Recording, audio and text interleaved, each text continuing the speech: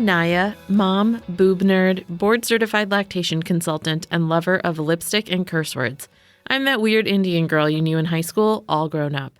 And I'm Alexis, mom, birth nerd, and therapist plus doula, encouraging parents to hold joy plus what the fuck is this mess simultaneously. Some people think I'm too much, but those aren't my people. And we are the Top Knot Squad. TKS is a tiny little podcast about motherhood in real life, the good, the bad, the ugly AF. Hosted by two women that are passionate about our beliefs and unafraid to speak our minds. Friends that wanted to create space for all that ish we are too scared to talk about. Are you ready to laugh, be vulnerable, and keep it real with us? Top knots are not required. If the Top Knot Squad content makes you laugh, nod in agreement, or makes you feel less alone, we'd love your support in the cost of producing this podcast.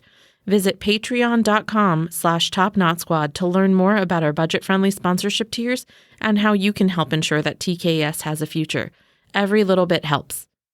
On today's episode, the squad will be discussing ethical non-monogamy, a topic that frankly neither of us are fully informed on, but we want to understand in more depth. This podcast is constantly tackling the avoided conversations, the ones that bring about discomfort and help us face the bias and unlearning we still need to unearth. As parents, we both value inclusivity, and we want our children to live in a world where othering can shift and compassion and community can lead us closer to our humanity. We are thrilled to have our friends and colleagues, Scout Chavers and Fanny Priest, joining us to share their wisdom around today's topic. We encourage you to listen with an open heart and mind and learn alongside us. Scout is a yoga teacher, social justice doula, and educational facilitator in Austin, Texas. Emerging from a lineage of caregivers, Scout had a natural and holistic way of grounding others through her teaching and hands-on social justice work. She uses her education and background in prenatal, postnatal yoga, yin yoga, the biology of birth, life and death, and knowledge of the energetic body to usher people through discomfort and create a space for them to arrive to authenticity in their bodies and lives. Scout enjoys applying yoga in a therapeutic way, working with marginalized communities, and continuing a tradition in caring for human bodies, minds, and souls in their entirety. Fanny is a queer and polyamorous yoga therapist, yin yoga teacher, tarot witch, trauma nerd, and fat babe. Fanny is a self-described reluctant expert on discomfort. She helps women identifying and non-binary folks access the healing potential of their discomfort and embrace it as the path to the life and work they desire through the practices of embodiment, emotional resilience, and self-trust. She specializes in helping healers, empaths, and caring professionals tend to their healing presence so they can work towards their vision of liberation for the world in a way that is sustainable, fulfilling, and doesn't lead to burnout. Woo! Welcome, you guys. Y'all are awesome. So happy to have you. Hi. I know. We're such badasses. Like, I love listening to our bios just now. You're total badasses, and we're like so we're excited. Not worthy. You just made us sound like total badasses in that intro. Thank you. Well, something new we're trying this season is an icebreaker of sorts. Before we kind of dive into heavy discussion. So we would love to hear from you guys, and we'll share as well either or. So either what we call it, what the fuck yeah. So either kind of a not so great moment from your month, week, day, hour, and or maybe an awesome thing that happened for you recently. So does anybody want to go first? I have one off the top of my head, actually. Yeah. Mine is a fuck yeah, which was awesome because I was totally expecting a what the fuck when I realized that we were going to be doing this. But I got an amazing opportunity this past weekend to work with AISD, with our local school district, and doing like a mindfulness day with the Amala Foundation. And it was really cool because I got to go to one of the schools that has mostly English as a second language parents and students, and just a lot of the people of color here in Austin, especially specifically in one school. And I had the privilege of getting to lead the parents through a couple of little like seminars and workshops around like self-care and self-love, and reminding them that they're sort of like the example and like regulation and regulating their nervous system, how they handle stress, and that they do matter and that they, come first in terms of filling their cup and then being able to help and care for their children. And so a lot of them, it was just amazing because it was that return and reminder to that thought of just like, and I see it all the time in my work of just seeing parents want to give everything and all of themselves because, naturally in our culture, that's what we're taught of like being a good parent. And then getting a moment to themselves without their children around them and them just getting to breathe. And we did a little bit of like chair yoga, and they kind of found some resources and tools of how to like take things throughout their day of like regulating themselves and feeling resourced and whole. And that was just really cool to see them impacted off of something so little that required very little of my effort in order to go there and just share space and time with them. And for them to feel so like moved and changed, and watching them like meet with their kids afterwards and like having this like breath of new space in their body and in their mind. So like that was just a really cool moment for me, and it's been like resonating in my mind all week long. So that was definitely a fuck yeah moment. Love it. Yeah, that's a fuck yeah moment if I ever heard one. Thank you. I guess I can go. Oh, sorry, Fanny, go ahead. Yeah, so I'm going to go with both, actually, because they're corollary to each other. So my big what the fuck right now is that I broke my ankle about 3 weeks ago or so. I was being a badass at the climbing gym, and I was doing really cool shit, and then I fell off the wall and broke my ankle and had to have surgery. And so I've been immobilized and mostly homebound, and it's been just such an emotional process. Like this is the first time that I've had this kind of injury, and I really didn't anticipate the depth of like how emotional it is. Like it felt really vulnerable and really isolating, and there's a lot of stuff. So it's been such a huge like learning process. And as somebody who works with the body and who works in a healing, in a healing modality, it's always like, okay, well, what am I going to learn through this now? So it's been like this huge learning process, which I'm, grateful for and also would have preferred to avoid. But my fuck yeah that comes through that, and it's relevant to tonight's topic, is my little polycule, my little poly family has been just so amazing in taking care of me, and that's been like another super deep lesson on learning to receive, which is really hard when we're the caregiver and the space holder and we are comfortable taking care of other people. It can be really uncomfortable to let other people take care of us. And being at this level of vulnerability, this has been just a whole other layer of that for me. So, Love it. Yeah, shout out to my peeps. Yeah, the showing up for you, full force. I love the term polycule. You might have heard me whisper really loud into the microphone, but I was like, oh, I loved it. Actually, Scout qualifies in part because she took me to PT last week. Oh yeah, that's definitely true. That was fun because I just got to hang with you. But yes, I definitely consider y'all are that. friends, right? Yes, but she's just we're my soul sister, work wifey. Like love it. That's awesome. You got anything? Well, yeah, but it sucks compared to those two.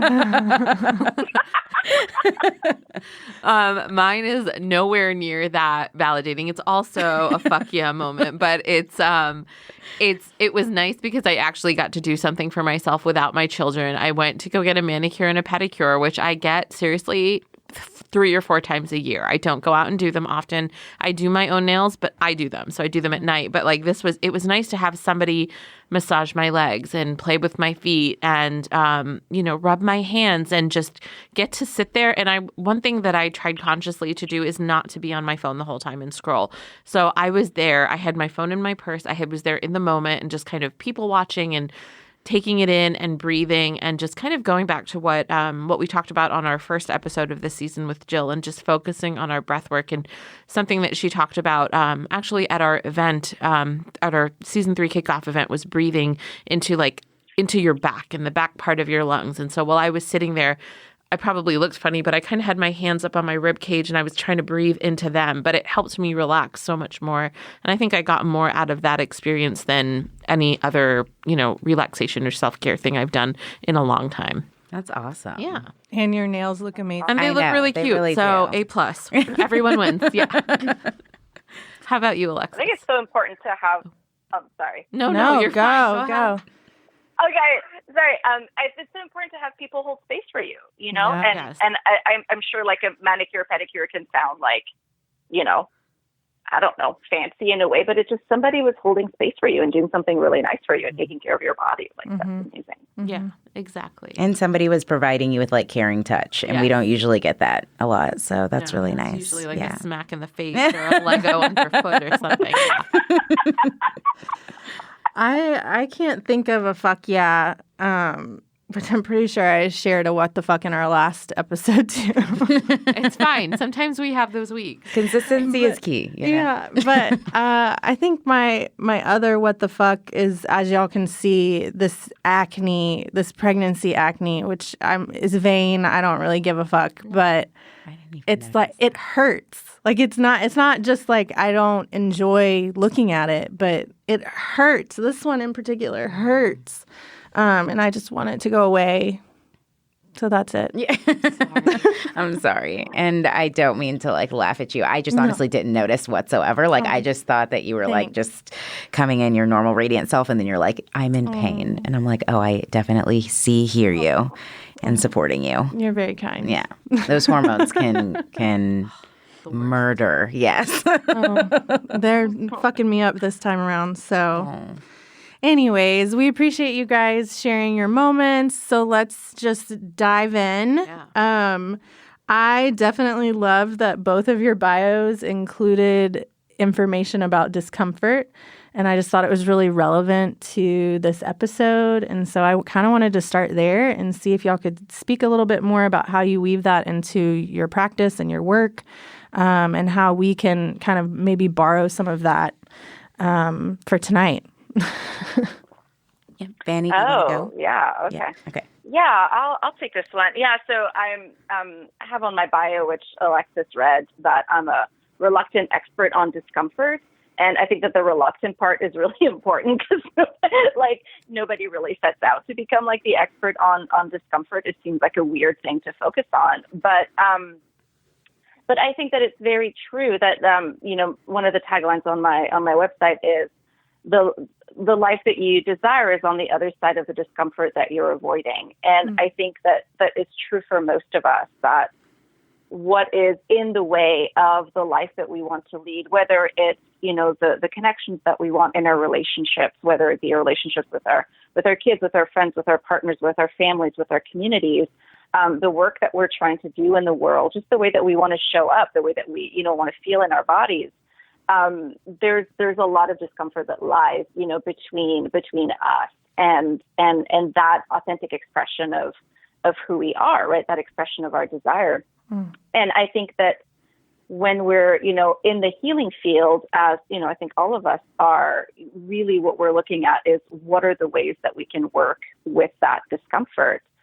And so that's kind of the journey that I've been on for a while, is, and certainly, like my, being polyamorous and having this very sort of like unorthodox and really for me unexpected, which you can talk about more, relationship model is really meant like bringing up all of the discomfort. But really when we're saying bringing up the discomfort, what it means is allowing the information to come up on what needs healing, right? And I think that our societies, the sort of like allopathic way of healing that most of our society employs is let's mask the symptoms, right? Let's deal with the symptoms. And I think that when we're dealing with healing trauma, healing the nervous system, if we're masking the symptoms, right, if we're trying to get rid of the discomfort, then really we're getting rid of our wisdom and we're getting rid of the most vital information that we have. Like what hurts is telling us what, where the wound is. And that is pointing us directly to the work that we need to do.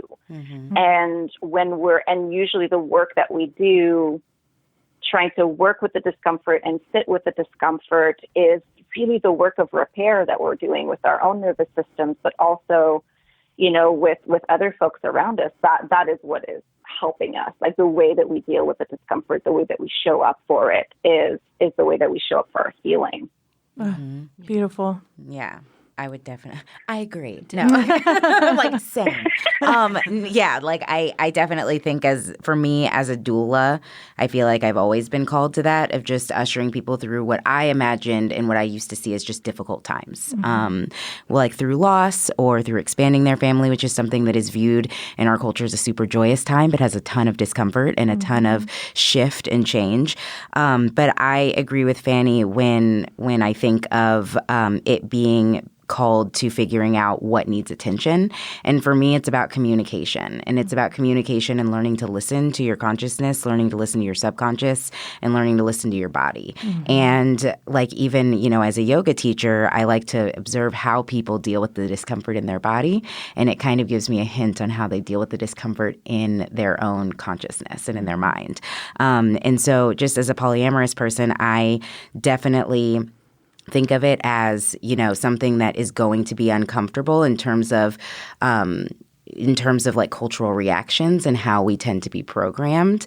But I also see it as like a call to show up and communicate. And that communication doesn't necessarily mean that something is wrong and needs to change. And I think that's where I resonate with what Fanny said about treating the symptoms is immediately we are sort of in this habit of having these relationships where someone expresses that something feels uncomfortable and we are immediately asking ourselves, how can I fix it?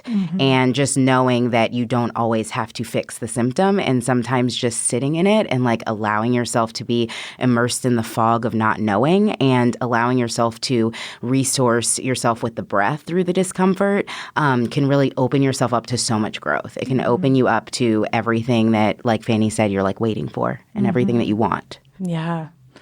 Y'all are making me think of, I just read My Grandmother's Hands by Resmaa Menakem. Oh, yeah. Yeah.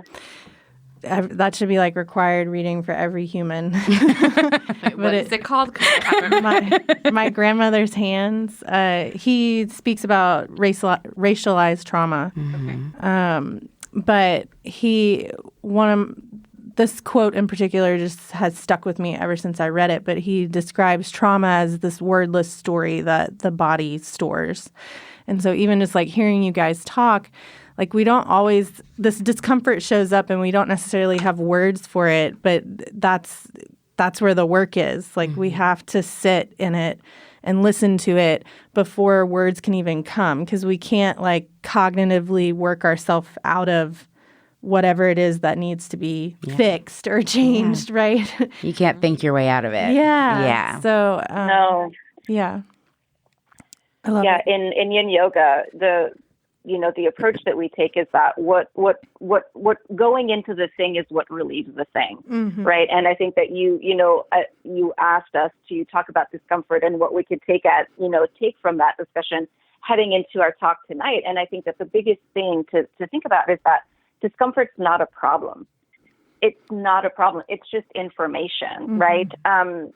And that the way of resolving it, the way of relieving it is actually to stay with it and to lean into it. And there's a lot of tools and techniques to do that. And I want to be sure to also have this conversation be trauma informed in the sense that it's not necessarily safe or okay for everybody without context or without support to lean into discomfort, right? For some people that can be, traumatizing or re-traumatizing. But all other things being equal, being able to regard being uncomfortable as not a problem in and of itself, even just that is like a huge first step. Yeah. Well, we have a new end segment where we call it The Squad Wants to Know. And we literally got like 1,000 questions for you guys. Yeah. I love it. And so I feel like we kind of maybe need to work backwards and weave in some of those questions to start this conversation because we could ask, we had questions we wanted to ask, but it's like these questions are already going to get us there, right?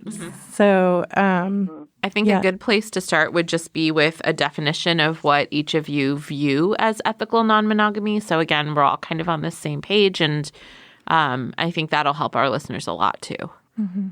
Yeah, I think it's do you want to kick this one off? Yeah. I think it's honestly, in terms of breaking up the terms and understanding what we hear about a lot in our culture, that it's self-explanatory in the way that it's non-monogamy of having more than one partner. It could be more romantic partner to you or any other type of partner in your life. Usually it's romantic partner for what people know through polyamory.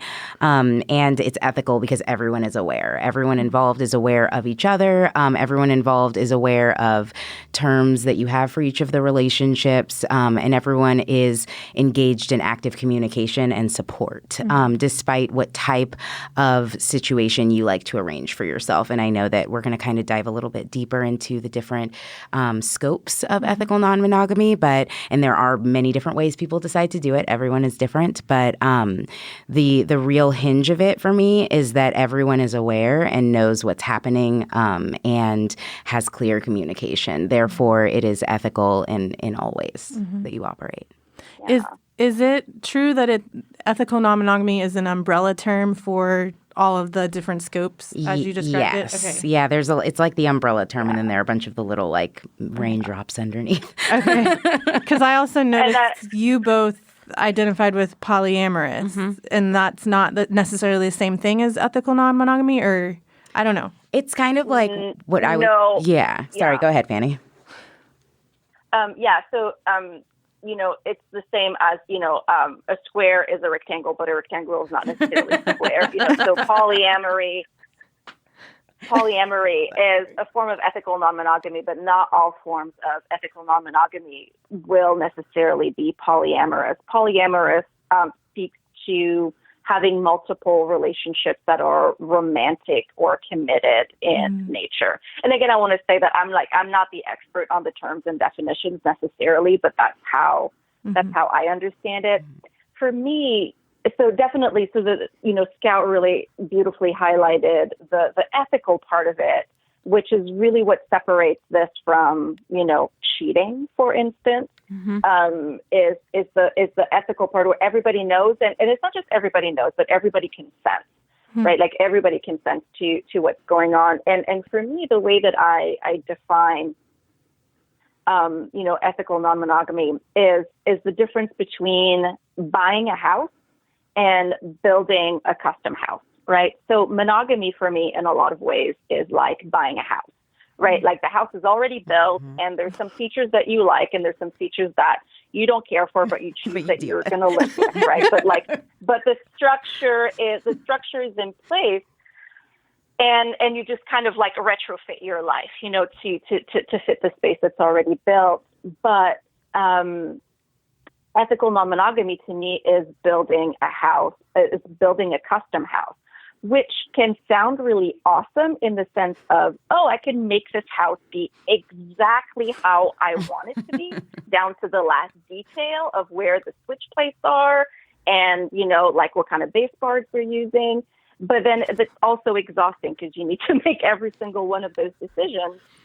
And you need to make every single one of those decisions based on a reckoning with your own authentic desires.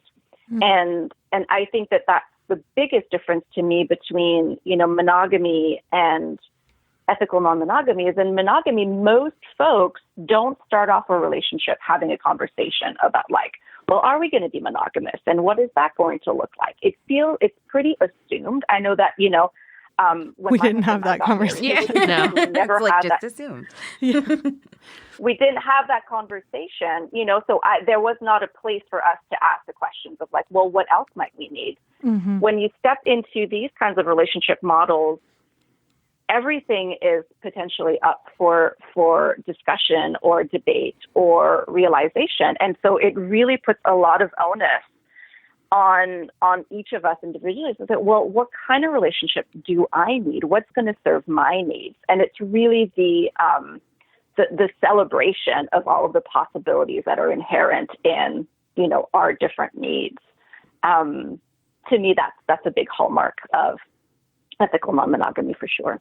And the endless possibilities are also like consenting to build that custom house on like movable tectonic plates that are just always shifting. Like everything is changing all the time, and it is just you are in a constant state of processing. So you get real good at it. I love analogies. That was helpful for my brain. So helpful, yeah. Okay, well, let's kind of skip down to some of these squad wants to know questions. Yeah. So people were not shy and just, threw out every question under the sun. Yes. So I'll start with this one, and it's like 5 questions in one. How does a relationship get to this point? Did someone cheat and they decide to change the rules? Did someone want to cheat and they open up options? There have to be rules, right? It can't be someone the other one knows. You only tell certain things. So that's like 8 questions, all wham bam. And I'm like, That's I want to like meet this everything person. in the kitchen is like, Yeah. yes. Tell me everything. So where do you guys start? So I guess we can kind of shoot back and forth, Fanny. I don't want to make it too long-winded, but I will address just the first point that really stood out to me, which is how does a relationship get to this point? And I opened up to polyamory when I was still married, which is something that I love to talk about because everyone's then follow-up question is like, well, did you get divorced because of polyamory? Which was not the case. But I was with my former partner for a decade. We were married for 4 years. And around the time that we got married, we started talking about the fact that we noticed that our natural boundaries within our relationship were strange to other monogamous friends. So that's how the conversation came up. And what I mean by like natural boundaries is that like I would have friends bring tiny things, things that were tiny to me, up to me about like, when my ex has a ton of female friends. And so they were just like, don't you have problems with him texting, his friends? And like he's texting them all the time and you don't know what they talk about and you don't. And I'm just kind of like, I don't really, you know what I mean? Like I just started to like notice that like it didn't really bother me. So it sparked a tiny bit of a conversation. And something that really, really resonated with me is that as we just started talking about it, before we ever started making any moves and having like concrete conversations or dating or any of those things, I just felt myself and I felt him wake up. Like we just sort of woke up. We had already been together for like almost 10 years at that point. So we were very much in the comfortable, what I call sleepy state of just like, we know how this relationship works. Yeah. We are in autopilot. And I felt myself wake up to being like, well, how do I feel about this? And how do I approach this question? And I feel nervous talking to you about it. And I have to admit, I feel like I'm doing something wrong by even opening up this question. And just us unpacking the feelings around it is sort of how I unpacked and eventually found the name of my business, which is Wild Awake Wellness, because I felt like I was wild and awake. I felt like I really woke from that sleepy state and we were constantly negotiating and talking and discussing feelings and talking about discomfort and talking about what to do about the discomfort, which usually was nothing. And we started unpacking and discovering coping mechanisms and regulating the nervous system. And just so that alone to me was such a discovery before we even started introducing anyone else into our lives that I was just like, oh, this is something. Like this is already leading to so much growth for me, and we haven't even brought another human into this. So that for me was really how it started. It was pretty organic with us, but I do think that there is usually like some sort of trigger, for lack of a better word, of just like deciding and having a moment of a decision, whether it's you see the word on the internet or you have a friend or you see something. I will never forget the moments that I've gone out with my polycule and people in public are just kind of like, who's with who and what's going on here?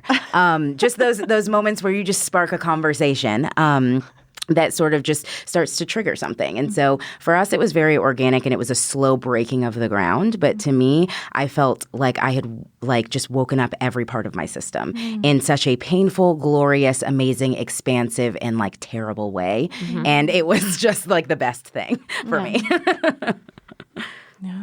Fanny, I'll pass the mic. Yeah, that was so beautiful. And yeah, I think that like, how does a relationship get this way? I mean, it depends wildly, right? for me, it was somewhat similar to Scout, is that my husband and I were already married and already had 2 children when the conversation came up. But I mean, people come into these kinds of relationships from all over the place. A lot of people will like start relationships and this is already on the table. I'm sure the scenario happens that, somebody cheats and then that leads the door to opening the relationship. But, all kinds of ways of entering, are possible and valid. For us, we've been married for a while, and my husband had a, fairly religious upbringing, and he hadn't had any other partners before we got married. And it was that awareness of that lack of, that lack of experience. And I don't mean like lack of experience in the sense of, I just mean like lack of life experience, right? Like that the people that we're in a relationship with are going to bring a lot of richness to our life. And we learn so much about ourselves and how we relate to the world in the different relationships that we're in. And when he found that, that this was lacking for him, that was kind of that was the thing, that for us, that was the doorway in. And for me, at that point, I was listening to a lot of Dan Savage's podcast, the Savage Podcast, which is still one of my favorite recommendations for people who are kind of curious and want to learn more. And it was funny because I was listening to the podcast and, obsessively at that time when my kids were super little. And every time they talk about, polyamory or whatever, I'd be like, these people are crazy. I would never do that. I could never do that. Like I had this really strong self-concept of myself as a really jealous person. And I was like, I could never, ever, ever do that. And it took, my husband who, we had and we still do. It's just really different now. But we've, had this beautiful relationship, really harmonious partnership, and really, really deep friendship. And the fact that it's not just that he felt that he needed to explore that, and it was so clear to me that he needed to. It was the fact that he had been afraid to talk to me about it. That he felt he had to keep that part of him secret. Like he felt like it was, shameful, and that I wouldn't accept it. The fact that there was a part of him that he felt was unacceptable to me, I was like, we can't have that, right? Like we can't have that. So that was the motivating factor for me to kind of go like, okay. And also, I'm pansexual or bisexual, and, I hadn't really had any, relationships with women, and it was tough for me in my head. It was just like, well, okay, well, I'm married, so I guess that's that. Right. And so when the door was open for me, it was like, oh, okay, well then I get to explore, right, that part of myself and that part of my sexuality. So there was also something, for me to go and explore and find out more about. Yeah, I'm definitely resonating with this idea of like, there's no way that I could do this. Yeah. But not. Well, I don't want to speak for my husband, but I have, ever since I've learned about ethical non-monogamy, I'm curious, and I understand, like, just from like my social justice brain of like, everything that we do as humans is conditioned, and someone told us that we have to do it this way. Right. Like, it makes sense to me in that monogamy is yet another narrative of like, this is the only way, yet if you look at history, it has never been what truly existed. Right? So all of that makes sense to me. So I'm definitely like curious and want to learn about it, and it makes sense from like a human perspective. But then, like, so go ahead. And to say too, like, monogamy is an extremely valid choice for a relationship, right? Like, for me, certainly, I'm not an advocate of like, well, everybody should be, polyamorous and non-monogamy. I was like, oh, this is a shit ton of work, people. It's the same thing with parenting. Like, I was like, oh yeah, I love my kids, and I don't recommend it because it's really a lot of work, like, you have to want to go there. But for me, what I would like to see, change sort of like as part of the culture is that monogamy is not the default. It's not the only option, and people actually have conversations and actually choose it, as opposed to, and the point that you make, Alexis, is brilliant, as opposed to just inheriting, a system that honestly, like as women, like marriage there's a very oppressive history. Like it's not a way of protecting, like relationships and dignity and hearts. It's a way of transferring property, historically. Yeah. So, and I think also that there's this idea that when people say and I hear that a lot, is that I could never do that because I am so jealous and I am possessive and I want something to feel like mine and someone to feel like mine. And I think that one sheds a lot of light on our thought processes of how we enter relationships, which is just like more work to unpack. But I also think it's the belief that in polyamory, jealousy doesn't exist and that it shouldn't exist. And if it does, you're doing it wrong. And that is so far from the truth. I can't even say. And I think that the beauty of this for me of being wild and awake is exploring, nourishing, and appreciating the entire emotional spectrum in terms of what we were saying before at the beginning of something doesn't always have to be done about it. I can feel jealous and it doesn't mean that my partner needs to change their behavior because that is my feeling. I'm dealing with it. And, we can discuss what triggered it. We can discuss the actions. We can discuss all of those things. But at the end of the day, it's mine. It's my thing to deal with and to unpack. And people care about me, so they want to help me with it. And that's amazing. But I don't need someone to feel like they need to change the way they express themselves based around my feeling. And if they do, because I'm in a crisis moment or a crisis situation, then, my partners and I have ways to discuss our feelings and ways to mitigate crisis mode, But that's another step of knowing yourself and knowing the other person. And so I think a lot of the times when I hear people tell me that, I honestly just want to express it doesn't mean that polyamorous people or ethically non-monogamous people don't get jealous or don't get upset or don't feel lonely or, that one of the biggest ones is that breakups don't hurt because you have another partner, you know what I mean? Yeah. Or shifting in dynamics don't hurt because you have some, because I get that quite a bit or I have in the past. And so I think it's really just like Fanny was saying, is changing the norm and also the understanding of it, and really just knowing that jealousy is yet one of the other emotions that we have the grace and the joy of unpacking and getting familiar with in ethical non-monogamy. Yeah. No, that makes total Totally. sense. And also, too, about jealousy, jealousy in a lot of ways is not the most necessarily skillful term. May not be what's going on. I think that it's an easy label for us to slap on a feeling when we feel threatened. But really what we're looking at is if I'm feeling jealous, then there's a lack of safety, right? Mm-hmm. I'm feeling a sense of lack of safety. And if I'm feeling a sense of lack of safety, there's a pretty big chance that that I'm being triggered, to some of my own attachment trauma. Mm-hmm. And I think that, to expand on what Pat was saying, it doesn't necessarily mean if there's a feeling of jealousy, it doesn't necessarily mean that there's a behavior problem, although there might need some clarification. We might need to talk about some boundaries. We might need to talk about, how we need to do repair. But for me, what's the most empowering is that when a feeling of jealousy comes up, it is an invitation for me to look at myself and say, oh, where is this coming from? And what is this feel familiar in some way, right? Is this a pattern for me? And then I have the opportunity to say, well, okay, how might I work on doing this repair for myself? Right? Because we have the opportunity, we have the possibility of creating a sense of safety within ourselves.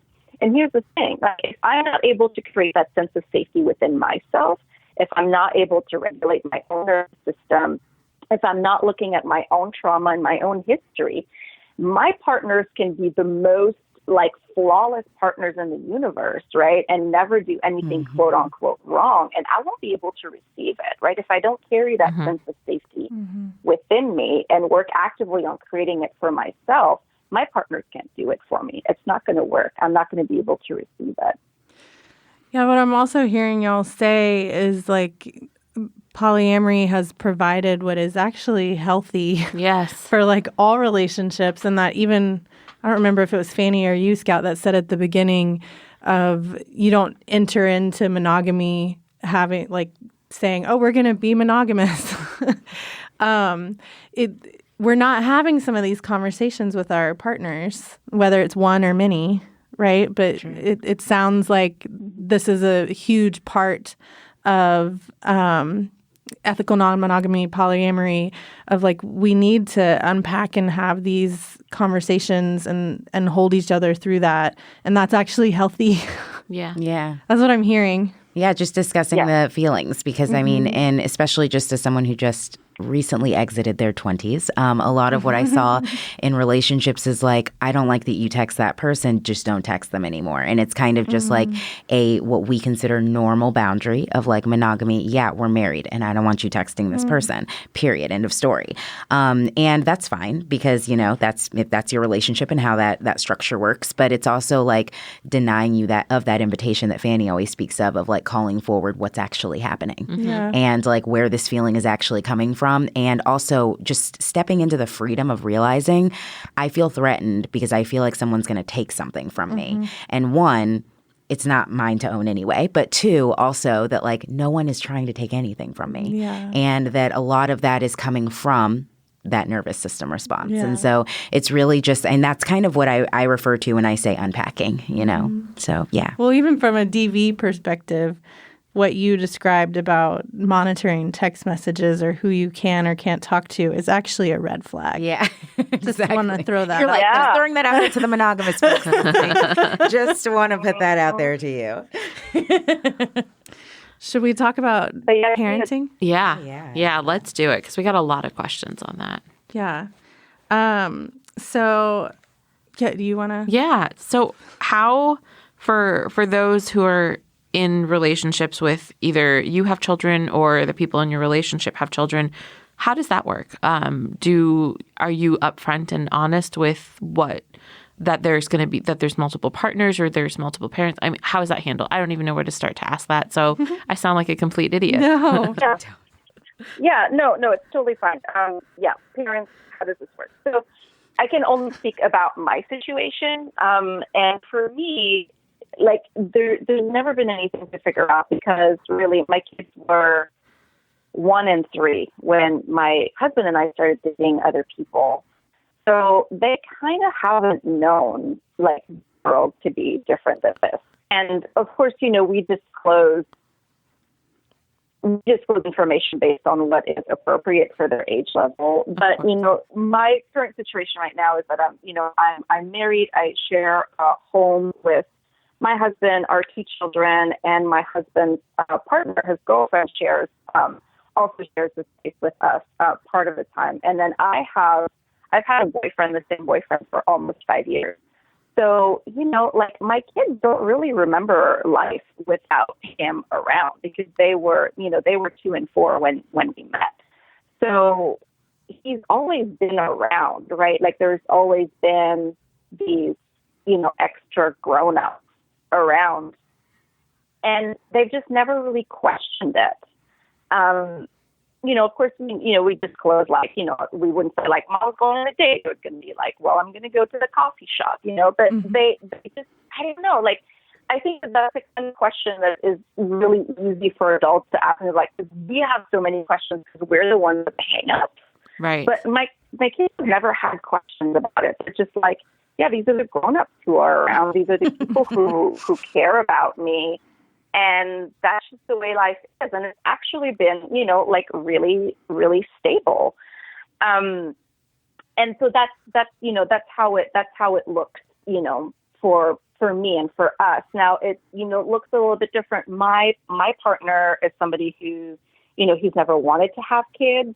And so that was something that we were very clear in establishing a relationship, is that he would not take a role in co-parenting or in child rearing, right? So he's not part of the life of my family in that way. That doesn't mean he doesn't have a relationship with my kids, but, you know, he's not part of the day-to-day, whereas my my husband's girlfriend has more of an active role when she's in the house. She is, we don't really have a term. Actually, I would love to, I was thinking about that. Like, there's not really a term. Like, we have terms for lots of different relationships. Like a metamor would be like, so my husband's girlfriend is my metamor because she's my partner's partner, but there's not really a term for that equivalent like in terms of parenting. Yeah. So I don't.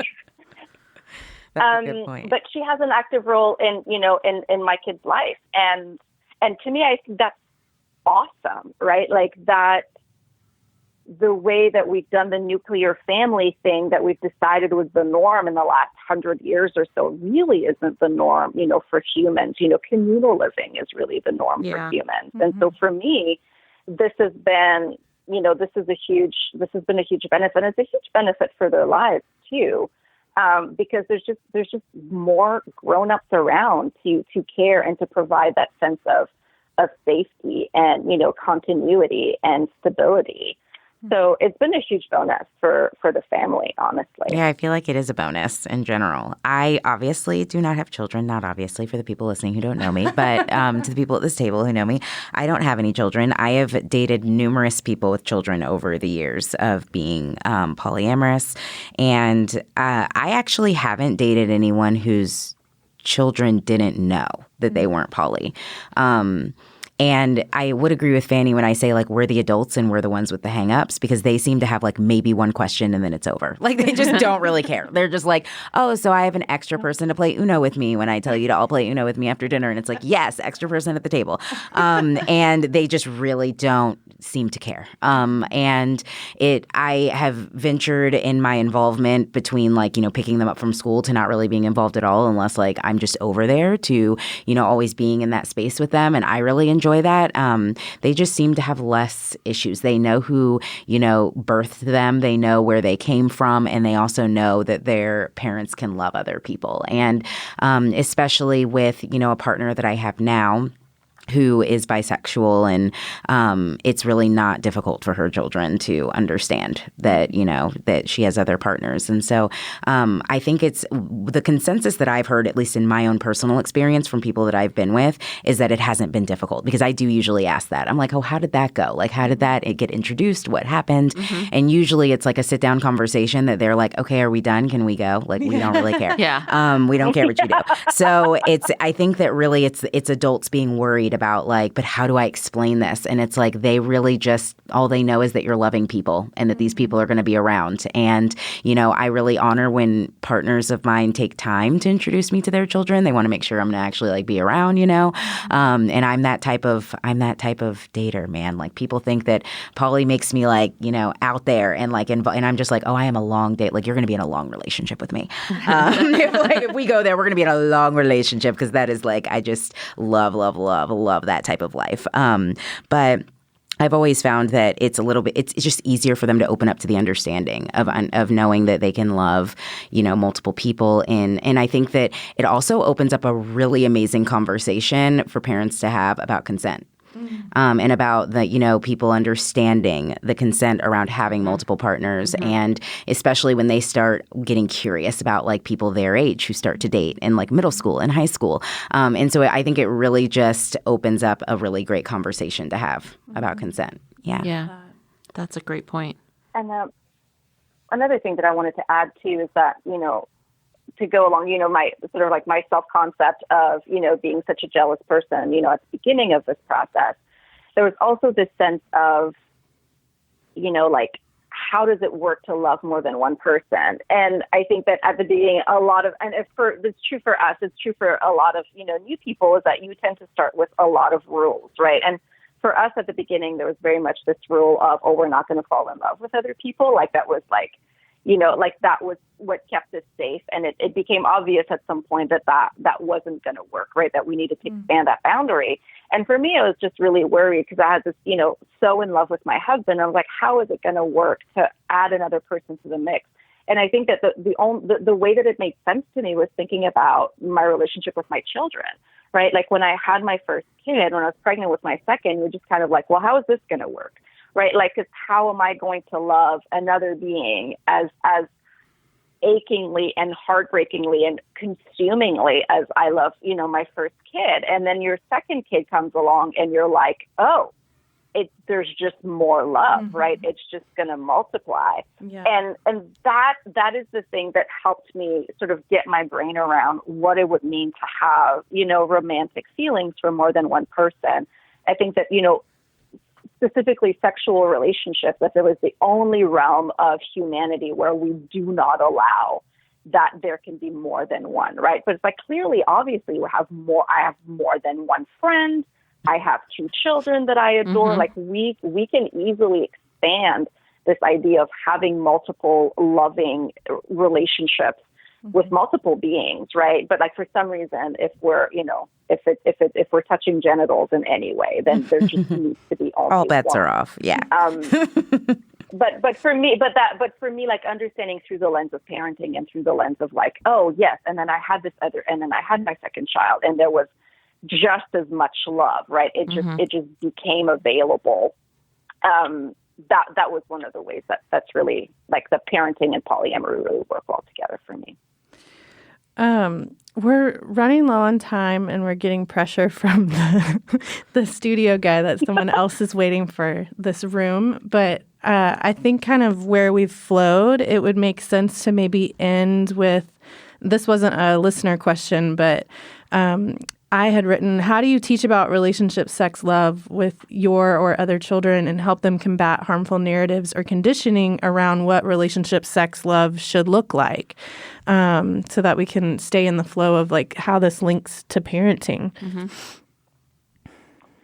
Yeah, that's a conversation that I love. Like Scout already kind of like hinted at that. Like we're constantly having conversations about like consent. In my family with my kids, and the kids find it very boring. They don't want to have it. No, now they don't want to have it, and I think that in some ways, it's just, kids are uncomfortable and they don't want to sit with the discomfort. But I think also, for them, it's just, I don't think it's an issue the way that we think that it's going to be. I think that, for us, we are very much having the general conversation about, Alexis, like you're talking about, like social justice and this idea that there's multiple overlapping systems of oppression that are really arguing for a status quo and things being a certain way. And that, polyamory and, anti-racism and smashing the patriarchy are all different ways at which we're challenging that norm.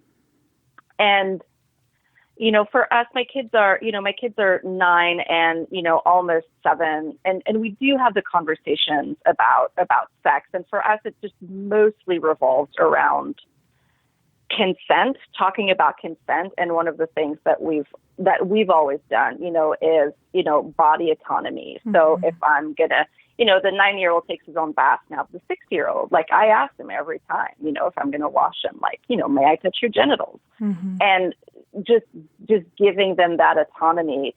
That's one of the ways that we sort of like really combat those narratives of oppression in our household, and also try to work really hard against the sort of hardwired gender binary. And I have 2 boys, and it's somehow really difficult sometimes in the hushold and makes me kind of roll my eyes. But I think we're doing something okay. The other night, I forget why, but like my husband was talking to the youngest he had a question about pregnancy, and I have no idea what it is. But then like my 9-year-old was like, Daddy, what about trans men? They can get pregnant too, right? And I was like, okay. Yay. They're listening. Obviously, we're doing something. But that comes from, basically, it goes back to discomfort, I think, is the best point that I can make here. And it's about, as a family, we have made the decision, the choice to go towards the discomfort and to not avoid those conversations because they're uncomfortable for us. And I think that if we as grown-ups can have regulated nervous systems and bring those topics up and not be afraid to go there, then hopefully, that seems to be helping the kids to to have those conversations with us. Yeah, and I think that for me, obviously, because I haven't had any of these conversations with children specifically that are mine. I think that it's also, this conversation is not about polyamory. I think that the conversation is rooted in other things. So this is a consent conversation. This is a conversation about commitment. This is a conversation about what relationships look like. And that sort of weaves in, some of the things that we were discussing and that are here. Because it is a conversation of like, does commitment exist? And it's like, even if you're polyamorous or monogamous, your child will understand commitment through your example. Right. So that part really doesn't matter. But also in the terms of like, it's a conversation about contraception. It's a conversation about protection and testing. It's a conversation about consent and discussing your sexual history and any STI history and testing with your partners, whether you're monogamous or not. That is what the conversation's about. And really, when I get approached with all these questions of like, and how do you explain this and how do I break it down? It's like, that is really not a conversation about polyamory. It's a conversation deeply rooted in something else that we should also be having with our children. Yeah. No, absolutely. Yeah. Agreed. Agreed. Well, we need a part 2, clearly. Yeah. Part 2 to come. I was thinking about how can we do this again? I'm down. I'm down. We're going to have to do a part 2 because we sucked up all the time. Yeah. But do y'all want to share where our listeners can find you guys? Oh, yeah. I definitely have been repping Wild Awake this whole time. So you can find me on Instagram, Scout Wild Awake. My name, SCOUT Wild Awake. And you can also find me on all of the social medias. But I'm mostly active on Instagram. So hit me up with any questions. My DMs are always open. All right. How about you, Fanny? Yeah, I'm at, my website is yinyogamagic.com, and I'm on Instagram at yinyogamagic. That's where I'm most active, and also DMs are open. I also offer a free sort of clarity call, so if people kind of want to get on the phone with me and find out a little bit more about what I do, happy to offer that as well. And all the info is link in my bio and on my website. Cool. We'll definitely put this in our show notes so people can find you. Yeah. And we'll get together soon for part 2 because this wasn't in-depth enough. No, not nearly. We just touched the surface. Yeah. Well, thank you both so much for being so open and for being here and talking with us. Thank you. Thanks for having us. Absolutely. This was so much honored. fun. Thank you so much. I can't wait to do it again. Yay.